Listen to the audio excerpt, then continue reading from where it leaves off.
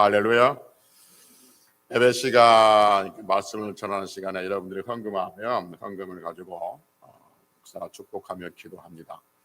말씀드렸지만 이 교회에 그 축복권을 가지고 있는 사람은 담임 목사죠. 이임을 가지고 있는 담임 목사입니다. 축복을 할 때 여러분들 헌금할 사람도 있고 헌금하지 않는 분도 계시지만 다 같이 아멘으로 힘있게 그 기도 제목에 같이 동참하고 그 기도점에 아멘으로 응답하면 하나님께서 또 새 은혜를 부어주실 줄로 믿습니다.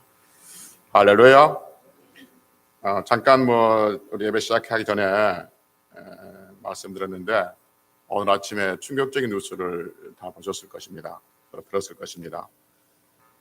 아침에 제가 듣고 나오기는 149명이 죽었다고 그러는데 할로윈 데이라는 그 날 앞두고 잔야제 하다가 그런 엄청난 사고가 났는데 우리가 아는 것처럼 할로윈 데이가 무슨 말이냐면 할로윈 데이란 말이 무슨 말이냐면 할로윈이란 말이 오늘 11월 1일 오늘 할로윈 데이인데 이날에 무슨 날이냐면 사람들이 이렇게 생각하는 거예요. 1년 중에 한 번 11월 1일 날 지옥에 있는 영혼들이 죽은 영혼들이 이 땅으로 돌아오는 자기 가족으로 또는 돌아오는 날이 11월 1일이라고 생각하는 거예요. 그래서 이제 11월 31일 저녁에 잔야제를 하죠. 그래서 이제 사람들이 귀신 분장을 하고 가장 망측한 분장을 하고 다니는 이유가 뭐냐면 지옥에서 올라오는 그 영혼, 죽은 영혼이 자기에게 들어오지 못하도록, 자기 집안에 들어오지 못하도록 자기 집안에 무시무시한 것도 꾸며놓은 거죠. 귀신보다 더 무섭게 꾸며놔서 귀신이 못 들게 하겠다는 거죠. 그래서 귀신 얼굴 쓰고 다니고 이상한 사탄 얼굴 하고 다니고 그렇게 하고 다닌 겁니다. 이게 무슨 굉장히 즐거운 문화인 줄 알고 들어온 건데 유학 갔다 학생들 중심으로 들어온 건데 이것이 갈수록 이제 번성되고 있는 거죠. 그러다가 엄청난 사고가 났는데 여러분과 저희는 우리 주 예수 그리스도가 계신 줄로 믿습니다. 그러니 어떤 귀신도 우리를 틈타지 못하는 거예요. 그래서 우리는 아직도 그들의 문화를 즐기고 있는 사탄의 문화를 즐기고 있는 그들을 위해서 기도하고 이 땅에 긍휼하게 달라 기도할 수 있는 우리 성도들이 되어야 될 줄로 믿습니다. 지난 시간에는 택한 자들의 원한을 풀어주신 하나님 이란 제목으로 말씀을 드렸습니다. 누가복음 18장 1절부터 8절까지 본문을 말씀드렸는데 불의한 재판관과 과부의 이야기는 성도들의 끈질긴 기도에 대한 가르침이기도 하지만 택한 백성들의 원수의 원한을 풀어주신다는 말씀이라고 말씀을 드렸습니다. 그래서 택한 백성들이 누구냐 하면 택한 백성들은 창세전에 택한 백성들이고 원수는 사탄이고 원한은 그 원수의 택한 백성이지만 아직 이웃을 믿지 않아서 사탄의 올무에 매여 있는 그 원한을 풀어주는 것이 원한을 풀어주는 것이다라고 말씀드렸습니다. 그래서 우리는 하나님의 택한 백성들이 아직도 사탄의 원수에 얽매여져 있는 그 원한들을 풀어주어서 하나님께서 진정한 하나님의 자녀로 자유함을 주게 해달라고 기도하자고 그랬습니다. 그 기도를 끈질기게 기도하자라고 말씀드렸습니다. 그래서 사탄의 그 원수의 원한이 풀어져서 하나님의 자녀가 되기를 아직도 믿지 않는 부모와 남편과 또 자녀들, 이웃을 위해서 사랑하는 사람들 위해서 끈질기게 기도해야 할 것이고 이미 사탄의 원수에서 그 원수의 사탄의 원수인 원한에서 풀어진 우리들, 하나님의 자녀가 된 우리들은 예수 그리스도께서 다시 이 땅에 오셔서 이 땅에 있는 모든 사탄의 세력들을 다 지옥에 멸하시기 위해서 재림을 위해서 끈질기게 기도해야 된다라고 지난 시간에 말씀을 드렸습니다. 오늘은 사무엘상 17장 50절로 54절 말씀을 가지고 54절 말씀을 가지고 우리는 다윗이 아닙니다. 그러나 이제는 다윗입니다. 이런 제목을 말씀을 드리려고 합니다. 제목이 뭐라고요? 우리는 다윗이 아닙니다. 그러나 이제는 다윗입니다. 말장난같이 들릴 겁니다. 그러나 설교를 들어보면 무슨 말인지 알 수 있을 것입니다. 오늘 본문은 역시 다윗과 골리앗에 대한 말씀입니다. 이 다윗과 골리앗에 대한 말씀을 워낙 많이 들어서 또 무슨 설교를 할 게 있나, 또 무슨 설교를 들을 게 있나 할 정도로 속속들이 알고 있을 겁니다. 심지어는 믿는 사람뿐만 아니라 믿지 않는 사람도 다윗과 골리앗의 이야기를 자주 꺼내죠. 예를 들면 약자와 강자, 도저히 이길 수 없는 강자를 이겼을 때, 약한 사람이 강한 사람을 이겼을 때 다윗과 골리앗의 이야기를 꺼냅니다.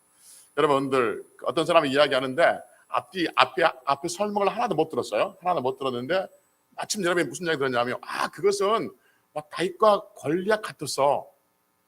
그러니까 딱 들었다 합시다. 그럼 여러분들 생각에는 무슨 생각이 듭니까?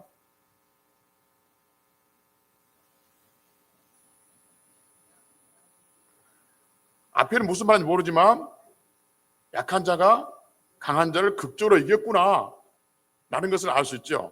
앞에 이야기는 무슨 말인지 하나 못 들었지만 맞아, 그건 말이야. 그 일은 그 사업은 또는 그것은 다윗과 골리앗 같은 그러한 일이었어 라고 하면 약자가 강자를 극적으로 이겼구나 라고 우리는 생각할 수가 있죠. 그러니까 믿는 사람과 믿지 않는 사람과 다윗과 골리앗은 그렇게 쓰여지고 있습니다. 교회를 오래 다니는 사람들, 우리 장로님들이라든지 우리 권사님 같은 경우에는 다윗과 골리앗의 이야기를 너무 많이 들어서 좀 전에 이야기했던 것처럼 들을 것이 없을 정도로 그렇게 속속들이 알고 있을 겁니다. 그러나 간절히 바라는 것은 오늘 또 다윗과 골리앗의 이야기를 통해서 하나님 말씀을 통해서 큰 은혜가 부어지는 시간이 되어지기를 먼저 주의 이름으로 축복합니다. 다윗과 골리앗을 이야기를 다시 꺼낸 것은 다윗과 골리앗을 통해서 우리에게 주신 또 하나의 교훈을 우리가 볼 수 있기 때문에 그렇습니다. 우리가 아는 것처럼 다윗이 골리앗과 싸울 때 다윗은 소년이었다고 말하죠. 이 소년이었다고 말하는데 학자들은 이때 다윗의 나이가 몇 살이었을까라고 또 계산을 보면 약 17세 정도 됐을 것이다 말하죠. 그래서 아무리 많이 먹었어도 20세 이하였을 것이다라고 말하죠. 다윗은 목동이었죠. 양들을 치는 목동이었습니다. 다윗의 위로는 형들이 7명이 있었죠. 7명이 있었는데 블레셋과 마침 그때 전쟁이 일어났고 나라의 전쟁이 일어났고 첫째 형과 둘째 형과 셋째 형이 전쟁에 참여하게 됐죠. 그러니까 그 다윗의 아버지 이름이 이세인데 다윗의 아버지는 10손가락 깨물어서 안 아픈 손가락이 없다고 첫째 아들, 둘째 아들, 셋째 아들 전쟁에 나갔는데 아무 소식을 알 수 없어요. 전쟁이 오래되다 보니까. 그러니까 아버지가 막내 아들 다윗에게 그 자기 형들이 잘 있는가 신분을 보냅니다. 그래서 형들에게 먹을 것을 먹을 것을 좀 싸고 그다음에 지휘관들에게 먹을 것을 싸가지고 너 형이 잘 있나 가서 보고 살아 있다는 징표를 가지고 오라고 합니다. 지금 같으면 사진 찍고 뭐 이렇게 영상해서 이렇게 가져오겠지만 그때는 어떤 징표일지 모르지만 어떤 징표를 가져오라고 하는 거죠. 그래서 다윗이 아버지의 신분을 이제 가지고 자기 양들을 잠깐 다른 사람에 맡기고 아침 일찍 전쟁터로 나가는 것이죠. 그러니까 전쟁터에 나가 보니까 그 군사들이 자기 형들 또래 군사들이 전쟁하려고 이렇게 진을 치고 준비하고 있는 것으로 대치를 하고 있는 겁니다. 그러니까 지금의 전쟁과 양상이 다르죠. 지금은 이렇게 첨단 과학 무기로 먼저 전쟁을 시작하고 그 다음에 이제 군사들이 움직이는데 그때는 그 양쪽 군사들이 넓은 틀에서 대치해가지고 부딪혀가지고 싸우는 몸으로 싸우는 이제 그러한 전쟁이 주로 이룬 거죠. 그 전쟁을 하기 위해서 양쪽의 군사들이 진을 치고 준비를 하고 있단 말이에요. 굉장히 긴장감이 있는 그런 상황인 거죠. 그런데 그 상황 속에서 다윗이 형들을 찾아냅니다. 그래서 형들이 잘 있냐고 아버지가 보내서 왔다라고 형들의 안부를 묻습니다. 그런데 다윗이 이렇게 보니까 서로 진을 치고 있는데 상대방 쪽에서 웬 기골이 장대한 사람이 와서 싸움을 도두고 이스라엘 백성들 군사들을 모욕하고 막 그렇게 하는 것이죠. 우리가 아는 것처럼 그 사람 이름이 뭐예요? 골리앗이죠. 골리앗. 그래서 한 사람이 나와가지고 막 소리 지르고 조롱을 하고 모욕을 하고 그러니까 이 이스라엘 군사들이 싸움도 하기 전에 그 사람을 보고 무서워서 도망을 가버립니다. 그러니까 여기서 성경에서 무서워했다고 했는데 심히 무서웠다고 그랬어요. 심히 무서워하면서 도망을 가버리죠. 도망을 가면서 숨어버리기도 하는 거죠. 그러면서 하는 말이 뭐냐면 저 사람이 이스라엘을 모욕하러 왔다라고 도망가 버리고 숨고 그래버린 거죠. 지금 전쟁에 아직 시작도 안 했고 이제 부딪혀가지고 싸우려면 전쟁은 사기가 좌우하잖아요. 사기 충천해서 가서 싸워도 이길까 말까 하는데 싸우기도 전에 그냥 무서워서 도망가 버리고 있는 것이죠. 다 겁을 먹고 도망가고 있는 거죠. 딱 한 사람 때문에, 골리앗 한 사람 때문에 그렇죠. 그러니까 이렇게 도망가니까 사울 왕도 당황스러운 거예요. 이제 당황스러우니까 군사들에게 말하기를 도망가지 마라 하면서도 저 골리앗을 죽인 자에게 내가 사위로 삼겠다라고 말하죠. 부마로, 사위로 삼겠다, 부마로 삼겠다라고 이야기하고, 또 골리앗을 죽인 자의 집안은 세금을 면제해 주겠다라고 말하죠. 그때나 지금이나 세금이 무서웠죠. 세금은 호랑이보다 더 무섭다고 그러잖아요. 그렇게 이제 세금도 면제해 주겠다고 그러죠. 근데 그게 됩니까? 골리앗이 워낙 무서운데 누가 차고 가겠습니까? 그 일을 40일 동안 했다고 성경에 말해주고 있어요. 이 모습을 보고 있는 다윗이 옆에 있는 사람에게 말합니다. 이 할례받지 못한 블레셋 사람이 누구이기에 하나님의 군대를 모독하느냐라고 17장 37절에 보면 자신이 가서 잡겠다라고 이야기합니다. 그러니까 주변 사람들이 다 말리는 거죠. 특히 이제 큰형은 노발대발하면서 다윗을 지어박는 거죠. 지어박는 말 없어요. 노발대발하면서 다윗을 뭘 합니다. 내가 너 옛날부터 교만한지 알았다. 네 마음이 완악하다. 네가 전쟁을 구경하러 왔다. 막 하면서 형이 이제 막내 동생을 지어박는 거죠. 근데 우리가 아는 것처럼 다윗이, 그럼에도 불구하고 다윗이 돌멩이, 시냇가에서 돌멩이 5개를 자기 주머니에 골라넣고 물매를 돌리면서 골리앗 향해서 달려가는 것이죠. 그러면서 이스라엘 군사, 즉 다윗의 표현대로 한다면 하나님의 군대를 모욕하는 그 골리앗을 향해서 물매를 돌리면서 이렇게 달려갑니다.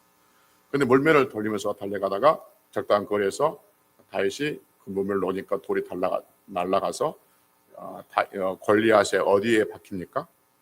이마에 탁 박히죠. 그래서 쓰러지죠. 쓰러졌는데 다윗은 그때 칼을 안 가져갔죠. 여러분, 전쟁 때 칼 안 가져간 사람도 있습니다. 그러니까 정신없는 사람들한테 전쟁 때 칼도 안 가져간 놈 그런 말 하면 안 됩니다. 전쟁 때 칼 안 가져가도 이길 수 있어요. 그래서 골리앗이 이마에 맞고 쓰러져 있는 것을 보고 다윗이 달려가서 골리앗 칼을 빼서 골리앗의 목을 베어버리죠. 잘라버린 것이죠. 그리고 이제 그 목을 가지고 돌아오는 거죠. 어떤 분은 이 부분을 설명하면서 이렇게 이야기하죠. 골리앗을 잡는 법 하면서 우리 앞에 어떤 엄청난 골리앗 같은 문제가 있으면 돌멩이 5개를 준비해야 됩니다. 그 돌멩이 5개는 뭐냐면 첫째 기도, 둘째 감사, 셋째 찬송, 넷째 5개 우리가 앞에 있는 큰 골리앗을 잡기 위해서는 이것을 우리가 준비해야 됩니다. 이것을 사용하면 골리앗을 물리칠 수 있습니다 라고 하는데, 가만히 듣고 있으면 다윗이 돌멩이 5개 다 사용했나? 어떤 만화에 보니까 이 부분이 나와요.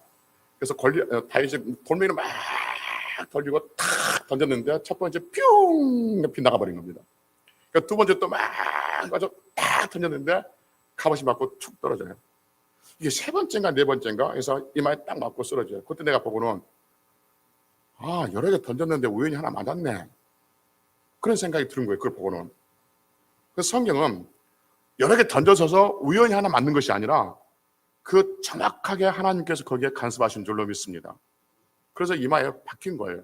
그래서 성경은 하나 첫 번째 박혔다, 아니면 두 번째 박혔다, 세 번째 박혔다는 말은 없지만, 5번째 박혔다는 말은 없지만, 성경의 뉘앙스상 첫 번째까지 박히게 나고 우리는 그렇게 뉘앙스를 누리고 있는 거죠. 그래서 첫 번째, 여러분, 골리앗을 잡기 위해서는 첫 번째 도를 사용해야 됩니다.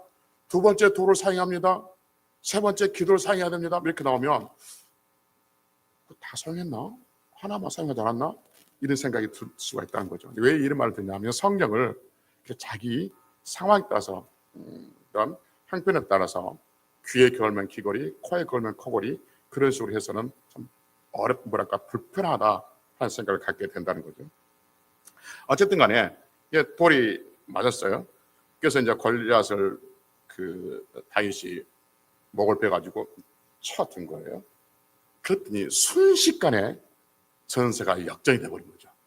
그래서 사기 충천했던 그 블레셋 사람들은 이제 무서워서 도망가게 되어지고, 무서워서 도망가고 숨어있던 이스라엘 군사들이 일어나서 사기 충천에서 쫓아가가지고 블레셋 사람들을 다 이제 쳐베는, 무찌르는 그런 말씀이 거기에 있는 것이죠. 그래서 골리앗 때문에 질 수밖에 없는 그 상황에서 다윗 때문에 승리하는 전쟁으로 된 것이죠. 이 부분에서 우리는 각성하기를, 아무리 무서운 골리앗, 우리 삶에 있어서 우리를 두렵게 하는 일이 있어도 그것이 무엇이든지, 뭐 돈이든지 물질이든지 건강이든지 환경이든지 골리앗처럼 이렇게 두려워하는 것이 있어도 우리가 주의 이름으로 달려가면 반드시 넘어지게 되어 있습니다. 그러니 우리 앞에 있는 골리앗을 두려워하지 말고 주의 이름으로 달려갑시다 라고 하면 우리는 아멘하고, 저도 거기는 아멘하고, 그렇죠. 골리앗을 두려워할 필요가 없는 거죠. 그래서 달려갑시다 라고 하는데, 그래서 우리 다리 같이 합시다 라고 한단 말이에요. 그래서 생각하는 게, 우리가 다윗이 될 수 있나? 우리가 다윗이 될 수 있나? 하는 것이죠. 답은, 우리는 다윗은 될 수 없다는 거죠. 다윗이 되어서는 안 되고 되려고 해서도 안 되는 거죠. 오늘 설교 제목이 뭐예요? 우리는 다윗이 아닙니다. 이제는 다윗입니다. 거죠. 앞뒤가 안 맞지만 좀 설명해 볼게요. 먼저 다윗과 골리앗 사건에서 우리가 다윗이 될 수 없고, 다윗이 되어서는 안 되고, 다윗이 되려고 해서도 안 된다는 것이죠. 무슨 말이냐면, 여러분 지금 골리앗과 싸우겠다고 시내에서 돌멩이 5개 골라가지고 골리앗을 향해서 달려가고 있는 다윗을 한번 보십시다. 이 다윗은 사람들의 눈에 볼 때는 어린 목동이죠. 이스라엘 모든 군사들이 두려워하고 무서워하는 그 골리앗을 향해서 나선 다윗은 사람들이 볼 때는 어리석기 그지없는 일입니다. 어디에서는 큰 형이, 자기 장형 큰 형이 교만하다, 완악하다, 전쟁을 구경을 왔다라고 책망했겠습니까? 다윗이 교만했다는 거죠. 교만해서 다윗을 잡겠다는 거죠. 완악하다는 말은 무슨 말이냐면, 다윗이 사람에게 물어보거든요. 저 다윗을 잡으면 왕이 뭐 해준다요? 물어봤었어요. 그러니까 그때 사람들이 대답하기를 왕의 사위라 삼아준다고 했다라고 말해준 거예요. 그러니까 네가 왕의 사위가 되기 위한 그 완악함이 있다는 거죠. 그 욕심이, 야망이라 야망, 그에 대한 야망이 있다. 네가 교만하고 야망이 있는 사람인 거죠. 그리고 전쟁을 구경을 왔다 이렇게 한다는 말이에요. 사람들의 눈에 볼 때는 다윗은 그냥 목동이에요. 어리석은 자고 그냥 돈키호테 같은 사람 같은 정도 될 수 있을 겁니다. 교만하게 보이고 야망이 가득한 저로 볼 수 있을 거예요. 별 볼일 없는 존재 볼 수 있을 거예요. 그런데 여러분, 사람들의 눈에 볼 때는 다윗이 그렇단 말이에요. 그럼 하나님의 눈에 볼 때 다윗은 어떤 존재일까요? 하나님의 눈에 보면 다윗은 지금 누구죠? 하나님의 눈으로 보면 다윗은 왕입니다. 왕. 왜냐하면 여러분, 지금 이 사건이 사무엘상 17장에 있어요. 근데 16장에 그 앞에 한 장이 어떤 일이냐면, 하나님께서 사무엘을 통해서 다윗에게 왕으로 기름 부은 사건이 나옵니다. 기억나시죠? 그래서 사무엘상 16장 13절에서 이렇게 말합니다. 사무엘상 16장 13절. 사무엘상 16장 13절 434페이지. 사무엘이 기름 뿔병을 가져다가 그의, 지금 다윗에게 말이에요, 다윗의 행조 중에서 다윗에게 부었더니 이날 이후로 다윗이 여호와의 영에게 크게 감동되니라. 사무엘이 떠나서 라마로 가니라. 앞에 쭉 들어보면 사무엘이 이새의 집에 찾아와서 다윗에게 왕으로 기름 부은 말씀이 거기에 기록되어 있는 거죠. 그런데 이 사실은 다윗이 왕으로 기름 부었다는 것을 주변 사람들은 아무도 모르죠. 사무엘과 다윗의 식구들만 알고 있는 것이죠. 그러니까 사람들은 다윗의 신분이 누구인지를 모릅니다. 그러나 하나님의 눈에는 다윗이 지금 뭐로 보인다고요? 왕으로 보이는 것입니다. 여러분, 왕이 해야 할 가장 중요한 일이 뭔지 아십니까? 대통령이 해야 할, 왕이 해야 할 가장 중요한 일은 영토와 백성을 지키는 일입니다. 대통령은 어떤 경우에도 자기 백성을 지켜내야 됩니다. 이 백성이 대한민국에 있든지 아니면 아프리카에 있든지 어디에 있든지 간에 자기 백성을 지켜내야 되는 거죠. 그래서 아프리카에서 우리나라 국민이 어떤 일을 당했으면 대통령은 뭐 군대를 파견하든지 아니면 예고관을 파견하든지 아니면 어떤 수단과 방법을 가리지 않고 그 대한민국 자국민들을 보호해야 할 책임이 왕에게 있는 것이죠. 영토를 지켜야 하는 것이죠. 그래서 왕이 전쟁이 났는데 백성들에 숨는다든지 도망가서는 안 됩니다. 왕은 반드시 자기 영토, 자기 백성을 지키기 위해서 전쟁에 앞장서야 되는 것이죠. 그런데 지금 이 전쟁터에, 이 블레셋 전쟁터에 왕이 2명이 있습니다. 하나는 사울이고 하나는 다윗입니다. 사람들의 눈에는 누가 왕이에요? 사울이 왕입니다. 그러나 하나님의 눈에는 누가 왕이에요? 다윗이 왕입니다. 사울은 사람들이 세우는 왕이고 다윗은 하나님께서 하나님 마음에 합해서 기뻐해서 세우는 왕입니다. 이 전쟁 때 두 명의 왕이 있습니다. 두 명의 왕 중에서 한 명의 왕으로 선포가 되어야 합니다. 누가 왕이냐? 누가 왕이냐 했을 때는 하나님의 이름이 모독을 당하고 하나님의 백성들이 모독을 당하고 자기 백성들이 모독을 당할 때 땅돌 두고 나갈 수 있는 사람이 왕이죠. 자기 백성을 지키는 것이 왕입니다. 그리고 블레셋으로부터 전쟁에서 자기 영토를 지켜낸 사람이 왕이 되는 것이죠. 그럼 누가 진짜 왕입니까? 사울이 지켜낸 겁니까? 다윗이 지켜낸 겁니까? 다윗이 지켜낸 겁니다. 자기 백성, 자기 영토를 사람이 세운 사울 왕이 아니라 하나님이 세우신 다윗 왕이 지켜내는 것이죠. 그러면 이 전쟁터에서 하나님께서 하시고 싶은 말씀이 뭐냐면 누가 진짜 왕이냐는 거죠. 두 왕이 있다. 너희들이 세우는 왕과 내가 세우는 왕이 있다. 그런데 누가 너희를 지금 보호하고 있느냐는 거죠. 너희들이 세우는 사울 왕이 너희를 보호하고 있느니? 아니란 거죠. 약하게 보이지만 내가 세운 내 왕이, 내가 세운 다윗 왕이 너희를 지키고 있다는 것을 백성들에게 선포하는 것이 이 다윗과 골리앗의 이야기가 되는 것이죠. 성경은 우리에게 그렇게 말씀해 주고 있단 말이에요. 이 전쟁에서 사람이 세운 다윗 왕은 무서워서 도망 다니고 있습니다. 그러나 하나님이 세우신 다윗 왕은 하나님의 이름으로 달려가서 올맷돌로 때려잡고 그의 목을 뱉고 돌아오는 그 일을 우리에게 들려주고 있습니다. 이제 누가 왕인가를 하나님이 백성들에게 선포하고 있는 것이죠. 너희들의 왕은 다윗이다 하는 거죠. 그래서 하나님은 사무엘을 통해서 아무도 모르게 가족들만 알게 기름 부었던 그 다윗 왕을 왕으로 선포하는 그 자리에 전쟁터를 불러내준 거죠. 아버지 심부름이 결국 하나님의 섭리 가운데 있었던 거죠. 우연이 아닌 거죠. 불러내서 백성들을 하여금 너희를 지킬 수 있는 자는 이제 사울이 아니라 다윗이라는 것을 그들에게 보여주고 있다 하는 것이죠. 그래서 이 전쟁은 단순히 약한 다윗과 강한 골리앗의 싸움에서 우리가 비록 약하지만 골리앗 같은 문제가 있다 할지라도 우리가 하나님의 도우심을 받으면 골리앗 같은 문제를 얼마든지 이길 수 있습니다 라는 그 위로와 격려의 말씀이기도 합니다. 분명한 것은. 그러나 그 말씀을 넘어서서 하나님께서 우리에게 주신 것은 뭐냐 하면 하나님이 세우신 왕을 하나님께서 어떻게 백성들에게 드러내고 있는가를 지금 보여주고 있는 것이죠. 그리고 그 왕이 어떻게 정치를 하고 그 왕의 후손들이 어떤 결과가 있을 것인가를 우리에게 성경 계속해서 보여주고 있는 것이죠. 그래서 그 왕은 지금 하나님께서 다윗 왕으로 전쟁 때 세우는 그 왕은 결국 쭉 연결시키면 누구로 연결되냐 하면 만왕의 왕이신 예수 그리스도께 연결시키고 있다는 것을 우리는 성경을 통해서 보게 되어집니다. 그래서 우리는 다윗이 되어서는 안 됩니다. 할렐루야. 다윗이 되고 싶어요? 다윗이 왜 되어서 안 되냐면 다윗은 만왕의 왕이신 예수 그리스도를 예표하고 있기 때문에 그렇습니다.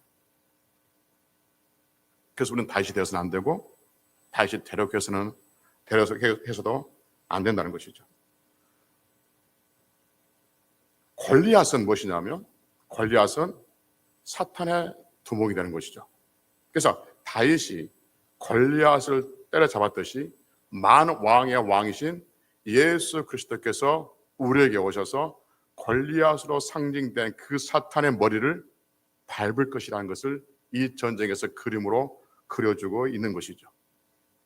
그리고 그 사탄의 절개를 따라서 골리앗의 그 골리앗의 부하들이 무서워서 도망가는 군사들은 누구냐면 우리 자신들이라는 것을 알게 되어진 것이죠.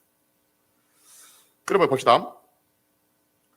전쟁터에서 이제 다윗이 골리앗을 잡고 머리를 들고 있단 말이에요. 그러니까 도망다니던 그 군사들, 무서워서 도망다니던 그 군사들이 골리앗의 부하들을 향해서 적진에 들어가가지고 이제 머리를 베고 죽이기 시작하고 전세가 완전히 역전이 되어진 것을 보게 됩니다.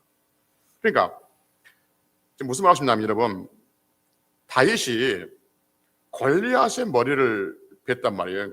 그러니까 다윗이 블레셋 사람들의 그 두목의 머리를 베버린 거예요. 그러니까 무서워서 도망가던 이 이스라엘 군사들이 힘을 내서 이제 어디로 들어가냐면 골리앗의 군사들을 깨부시기 시작하는 것이죠. 골리앗은 무엇을 상징한다고 했냐면 사탄을 상징한다고 했습니다. 그러면 골리앗의 군사들은 뭘 상징하냐면 귀신들을 상징하고 있는 것이죠. 여러분과 저는 뭘 상징하고 있냐면 다윗 왕의 군사들을 상징하고 있는 것이죠. 그러니까 여러분, 만왕의 왕이신 예수 그리스도께서 사탄의 머리를 깨부셔버렸어요. 그러면 어떤 일을 벌어져야 되냐면 이제 하나님의 자녀인 여러분과 저, 하나님의 군사들인 여러분과 저는 더 이상 귀신들을 무서워하지 아니하고 귀신을 향해서 선포하며 나갈 수 있는 그 은혜와 능력이 우리에게 있어야 될 줄로 믿습니다. 예수 그리스도께서 이미 사탄의 머리를 깨부셨음에도 불구하고 여전히 우리가 귀신을 무서워하고 여전히 귀신에서 두려워하고 여전히 귀신이 나에게 붙으면 어떨까 그 염려 속에 살아있다면 마치 다윗이 골리앗의 머리를 베버렸음에도 불구하고 여전히 무서워서 숨어가서 도망가고 있고 저 골리앗의 군사들이 나에게 닥치면 어떻게 하지? 라고 염려하고 있는 이스라엘 군사들과 똑같은 것이죠. 여러분, 다윗이 이미 골리앗의 머리를 베버렸습니다. 이제 우리는 두려워할 필요가 없는 거죠. 이스라엘 군사들은 두려워할 필요가 없는 거예요. 그들의 두목이 사라졌어요. 그러면 이스라엘 군사들이 할 수 있는 유일한 일이 뭐냐면 칼 들고 일어나서 그 다윗의 골리앗의 부하들을 베내기 시작하는 겁니다. 적진을 향해서 들어가는 겁니다.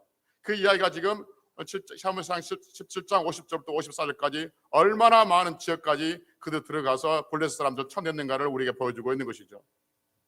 그래서 여러분, 예수 그리스도께서 사탄의 머리를 밟아버리고 사탄의 머리를 깨부셨다고 믿는 성도들은 더 이상 사탄의 부하인 귀신들을 두려워하거나 무서워하거나 염려하거나 그 귀신들이 우리의 가정에 우리의 인생에 해코지할까 두려워할 필요가 전혀 없다는 거죠. 오히려 그런 것이 보이면 주 예수 그리스도 이름으로 명하노니 악한 귀신은 물러가라, 사탄은 물러가라 라고 우리 그 전진을 향해서 그 골리앗의 부대를 향해서 사탄의 부대를 향해서 전진해 갈 줄로 믿습니다. 그래서 다윗은 예수 그리스도를 예표하고 있고 그리고 그 군사들, 이스라엘 군사들, 무수하고 있는 이스라엘 군사들은 우리 자신들을 예표하고 있는 거죠. 그리고 골리앗은 사탄을 예표하고 있고. 그래서 여러분, 예전에는 우리가 얼마나 귀신을 무서워했어요. 그 상황당에다 뭐 걸어놓고 그 교회 다니기 전에 우리가 뭐 조금만 왔다면 전 보고 조금만 하면 뭐 하고 뭐 사주 팔자 보고 뭐 관상도 보고 궁합도 보고 별짓걸 다 했지 않습니까? 왜요? 귀신 무서워서 그랬어요. 그때는 그 골리앗을 베어버리는 사탄의 머리를 밟아버릴 만왕 왕의 왕이신 예수님께서 이 땅에 오지 않았기 때문에 그런 것이죠. 근데 이제 다윗이 그 전쟁 때 왔던 것처럼 하나님께서 예수 그리스도의 만왕 왕이신 예수 그리스도를 우리에게 보내셨고 그 예수 그리스도가 십자가에 피 흘려 죽으심으로 말미암아 사탄의 머리를 깨부셨다고 성경은 우리에게 말해주고 있는 것이죠. 그러니 이제는 무서워서 도망가고 다녔던, 숨어서 도망가지고 있었던, 늘 빌었던, 늘 물떠놓고 빌었던 우리들은 더 이상 빌 필요가 없다는 거죠. 오히려 그들 향해서 주 예수 그리스도의 이름으로 전진하며 나아가서 사탄의 모든 괴계를 깨부실 수 있는 그 능력을 하나님께서 우리에게 주셨다 하는 것이죠. 그래서 우리가 다윗이 되려고 노력하는 것이 아니라 사탄의 머리를 깨부신 그 예수 그리스도께 감사하며 그분 때문에 우리가 악한 영을 물리칠 수 있고 우리 앞에 있는 모든 삶의 문제를 해결할 수 있는 능력이 있다는 걸 믿고 그렇게 전진할 수 있는 성도들이 되어야 될 줄로 믿습니다. 이게 겸손한 성도들의 삶이 된다 하는 것이죠. 여러분, 누가 전도할 수 있을까? 누가 전도할 수 있을까? 담대한 사람이 전도할 수 있을까? 저도 말씀드렸지만 성경을 많이 아는 사람이 전도할 수 있을까? 아니에요. 우리의 왕이신 예수 그리스도께서 사탄의 머리를 깨부셨고 그래서 사탄은 우리에게 아무것도 아닌 우리 앞에 도망가는 것을 믿는 사람, 인지한 사람이 우리는 세상에 들어가서 사탄의 소굴에 들어가서 적진에 들어가서 예수 그리스도의 이름을 전하는 전도자로 살아가게 될 줄로 믿습니다. 그래서 이 말하고 싶은 거예요. 이제는 우리가 세상에서 두려움과 염려와 걱정으로 나가는 것이 아니라 다윗이 골리앗의 머리를 깨부수니까 이스라엘 백성들이 다윗의 다윗의 손에 들고 있는 그 골리앗의 머리를 보고 힘을 얻어서 적진에 들어가서 그들 깨부셨듯이 우리도 세상에 향해서 나가야 된다는 거죠. 그것이 곧 전도인 것이죠. 그래서 복음이 전파될 때 하나님의 나라는 아름답게 세워지게 될 줄로 믿습니다. 그래서 누가복음 11장 20절에 보면 이렇게 말씀하죠. 그러나 내가 만일 하나님의 손을 들어 힘입어 귀신을 쫓아내면 하나님의 나라가 너에게 임하였느니라 라고 말합니다. 귀신을 쫓아내면 하나님의 나라가 너에게 이미 임했다라고 말한 거죠. 그래서 복음이 들어가면, 하나님의 나라가 들어가면, 하나님의 이름이 들어가면 악한 귀신들은 물러가게 되어 있다 하는 것이죠. 그래서 누가 전도할 수 있느냐? 내가 하나님의 자녀라는 것을, 내가 다윗의 군사라는 것을, 내가 다윗이 골리앗을 잡는 것처럼 예수 그리스도께서 사탄의 머리를 깨부셨다는 것을 믿는 그 성도가 결국 전도 현장에 나갈 수 있고 담대함으로 하나님의 말씀을 전할 수가 있는 것이죠. 여러분, 전도할 때 보면 아무리 강력한 반대가 있다 할지라도 모든 방해 세력의 도목인 사탄의 머리는 이미 박살났습니다.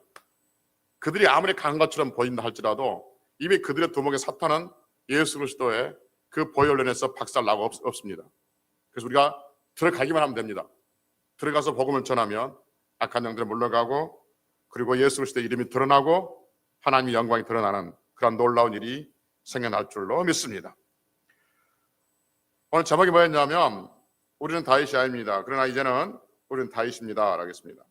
그럼 이제 다윗이란 말이 무슨 말이냐면 다윗이 안 된다고 해놓고 또 다윗이란 말이 무슨 말이냐면 여러분 조금 전에 말씀드렸던 것처럼 다윗은 우리 주 예수 그리스도를 예표하고 있고 우리들은 그 무서워하고 있는 군사들을 예표하고 있다고 말씀드렸습니다. 그런데 이제 다시 우리가 다윗이라고 말하는 이유가 뭐냐면 성경에 보니까 신약성경에 보니까 베드로전서 2장 9절에 보니까 우리를 왕 같은 제사장이라고 말씀하고 있습니다. 성경은 하나님을 믿는 자녀들에게 하나님의 자녀라고 말하고 있죠. 그런데 하나님은 누구냐면 왕이십니다. 우리는 왕의 자녀들입니다. 그래서 왕의 자녀들은 당연히 왕 노릇하죠. 그래서 계시록 5장 10절에 보면 하나님께서 우리에게 왕 노릇하게 하실 것이다 라고 말씀하고 있습니다. 그러니까 이미 구원받는 우리들은 하나님께서 예수 그리스도의 피로 우리에게 구원을 주시고 왕으로 삼으신 줄로 믿습니다. 하나님께서 다윗에게 기름을 부어서 왕으로 삼으셨듯이 여러분과 저를 예수 그리스도의 피를 부어서 우리를 하나님의 자녀, 거룩한 백성, 왕으로 삼으신 줄로 믿습니다. 사람들은 하나님께서 다윗에게 기름 부어서 왕으로 삼으신 줄 모릅니다. 그러나 하나님은 아십니다. 사람들은 우리들에게 하나님께서 예수 그리스도의 피를 부어주시고 예수 그리스도의 피를 믿게 하셔서 하나님의 백성 삼은 줄을 모르고 있습니다. 그래서 어떻게 하나님을 알게 하시냐? 이제 전쟁터에 나가서 그 골리앗을 잡게 함으로써 하나님의 백성으로 하나님께서 기름 부으시는 왕으로 세우신 것을 알게 하셨듯이 여러분과 제가 사람들로 하여금 어떻게 제가 하나님의 자녀이고 어떻게 제가 왕의 자녀인 것을 알게 하시냐 하면 세상에 나가서 전쟁터, 영적인 전쟁터에서 복음을 전함으로 말미암아서 제가 하나님의 자녀이구나, 저 사람은 예수 믿는 사람이구나, 저 사람은 하나님의 백성이구나 하는 것을 드러내기를 원하신다는 것이죠. 그래서 이제는 전에는 왕이 아니었지만 이제는 하나님께서 우리를 왕으로 삼아주셨고 왕으로 인정해 주셨고 왕의 자녀로 삼아주셨으니까 이제는 왕으로서 밖에 나가서 또 다른 사람들에게 복음을 전하고 떠들어간 사람들에게 내가 왕의 자녀인 것을 드러내며 살아갈 수 있는 성도들이 되어야 될 줄로 믿습니다. 그래서 같은 말씀을 또 반복하지만 내가 왕의 자녀라는 것, 내가 하나님의 자녀라는 것, 천국과 지옥이 있고 나는 천국에 간다는 분명한 믿음이 있는 자가 그가 아무리 버벅거리고 말도 안 된다 할지라도 결국 복음을 전하게 되어 있고 예수 그리스도를 알게 하게 되어 있고 교회를 서게하게 되어 있다 그 말인 것이죠. 사랑하는 성도 여러분, 복음을 전하셔야 됩니다. 우리 교회 여러분들, 우리 교회 분위기가 좀 이상해. 내가 누구를 좀 데리고 싶은데, 우리 어머니를 데리고 싶은데, 내 아들을 데리고 싶은데, 우리 교회는 좀 안 맞을 것 같아. 그러면 다른 교회 보내서라도 보내셔야 됩니다. 복음을 전하셔야 됩니다. 데려오게 하셔야 됩니다. 그러면 하나님께서 또 필요한 사람들 우리 교회에 보내주실 줄로 믿습니다. 그러니 여러분, 우리 교회 안 맞는다면, 분위기상 우리 교회 안 맞는다면 다른 데 보내서라도, 다른 데 가라 하시라도, 너무 좋은 교회 소개하시라도 그 교회 가서라도 복음을 전하게 하셔야 한다는 거죠. 왜 우리가 복음이 약하냐? 우리 교회는 안 맞을 것 같아 하니까 우리는 복음을 전도하는데 중단될 수도 있는데, 혹시 그렇다면, 제 염려이지만 혹시 그렇다면 우리 교회 목사님하고 설교는 안 맞은 것 같아, 우리 교회 목사님 설교는 안 맞고 우리 교회는 안 맞을 것 같아, 그렇게 봐서 안 맞을 것 같으면 맞는 교회에 보내주십시오. 그렇게 더 복음을 전해야 하십니다. 그러면 하나님께서 또 어떤 우리 교회에 맞는 사람들, 우리 교회에 필요한 사람들 보내주실 줄로 믿습니다. 누가 그렇게 하느냐? 누가 그렇게 할 수 있느냐? 내가 왕의 자녀인 것을 믿는 사람, 내가 왕이라고 믿는 사람, 더 이상 사탄의 그 모든 권세로부터 내가 자유함을 얻었다고 믿는 사람, 더 이상 악한 영들이 내게 틈타지 못한다고 믿는 사람들, 내가 천국 백성이라고 믿는 사람들, 그런 사람들만이 복음을 전할 수가 있다는 거죠. 그래서 저는 왕이 아니었지만, 다시 될 수 없었지만, 그 다윗으로 상징된 예표된 예수 그리스도께서 우리를 자녀 삼으셨고 왕의 자녀 삼으셨으니 이제는 왕으로서 밖에 나가서 우리가 하나님의 나라를 선포하고 하나님의 이름을 드러내고 하나님의 이름을 시인하는 그러한 성도들이 되어야 될 줄로 믿습니다. 할렐루야. 그것이 여러분 우리의 심령에 사는 것이고, 그것이 우리의 가정에 사는 것이고, 이 민족이 사는 것인 것이죠. 반론 이변의 사태를 보면서도 아침에 그런 느낌 한 거죠. 누구 책임입니까? 결국 돌아봐야죠. 우리 책임이라는 거죠. 교회 책임이라는 거죠. 교회가 그런 것에 대해서, 죄에 대해서 그런 말씀만 제대로 전했다면 이런 일이 일어났을까 하는 것이죠. 물론 변질된, 인간 안에 있는 죄성이 변질되기 때문에 또 다른 문제이지만 그러나 각성하기는 그런 것이죠. 교회 잘못이다 하는 생각이 드는 것이죠. 사랑하는 성도 여러분, 우리는 왕이 될 수 없지만 지금은 하나님께서 우리를 왕의 자녀로 삼으셨기 때문에 이제는 이스라엘 군사 차원이 아닌 왕의 자녀로서 하나님 앞에 나가고, 왕의 자녀로서 전도하고, 왕의 자녀로서 예배하고, 왕의 자녀로서 왕으로서 하나님을 찬송하고, 왕의 자녀로 여러분들의 삶을 살아가기를 주 예수 그리스도의 이름으로 축복합니다. 기도하시겠습니다.